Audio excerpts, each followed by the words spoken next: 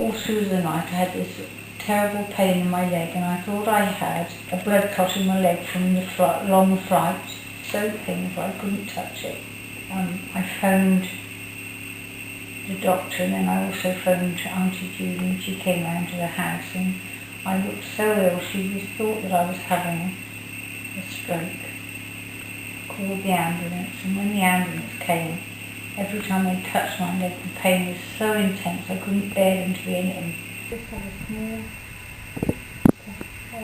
like a boil, not a boil, like a small blister on my leg when I got into the ambulance. And by the time I got out of the ambulance at the end, it was covered, the whole leg from knee to ankle was covered in massive doses of antibiotics and medication intravenously, and he said he thought they were working. You could see that the inflammation was going back down towards the knee, and he said we wouldn't have to amputate, so we left it.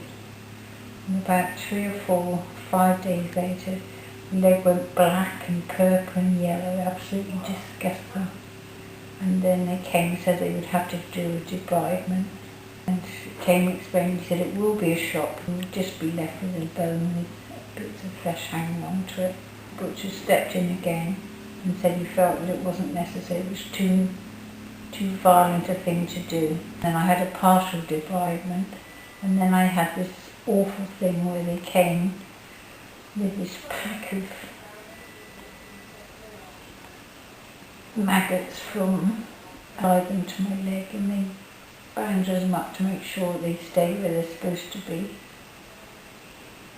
And that was horrendous because they're on there for 3 days, and the smell is absolutely disgusting because of all this pus and stuff poured out from between the toes at the end of the bandages, and that was all the stuff that the maggots had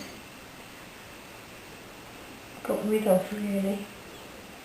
And the smell just got worse and worse, and then they took it off, and underneath was this lovely clean wound. And then the next horrendous thing was the skin grafts, and the skin graft was as painful as the original. We took 2 strips of flesh from skin from the thigh